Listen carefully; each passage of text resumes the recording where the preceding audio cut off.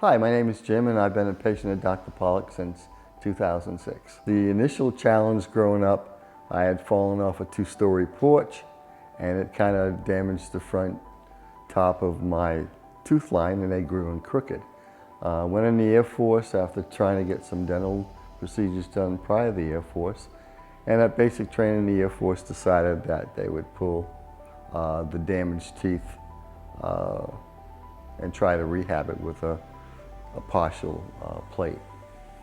After using partial plates on and off for 20 some odd years, basically replacing them every 3 or 4 or 5 years because they didn't fit well, couldn't eat corn on the cob, and I loved any kind of apple.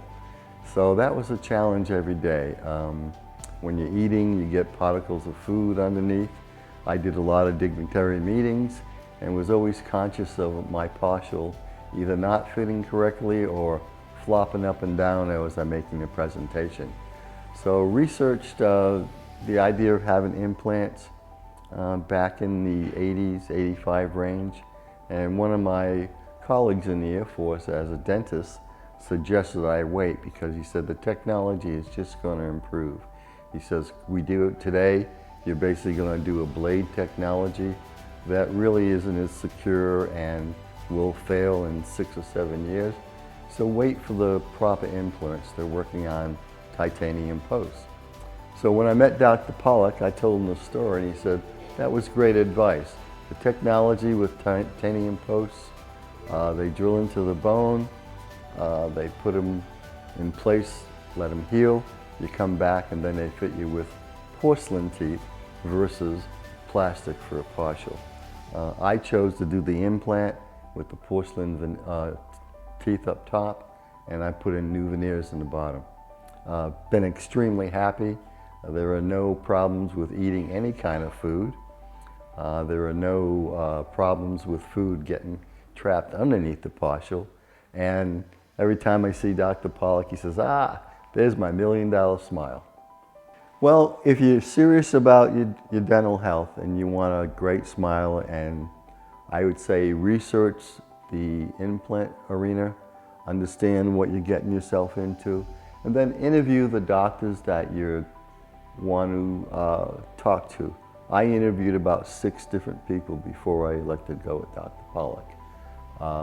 It wasn't a waste of time because I got an idea of the price point, the price range, the quality of work, and the reputation. And he by far had the best reputation in the area. And I went from Dallas to Houston to talk to different people. So I live in Rockwall.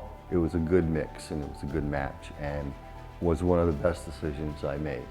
I get a lot of compliments on my smile and people ask me, wow, you have such great dental hygiene. And only if they knew how horrible it was before.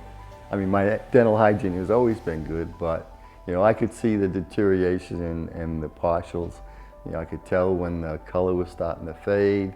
I drink a lot of coffee and love red wine, and I would have to be careful where I went and what kind of wine I drank because I ended up with red teeth. And with the porcelain veneers and the implants, you don't have to worry about that.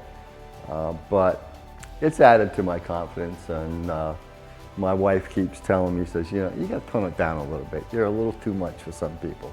And she says, and it's even gotten worse since you have a great smile.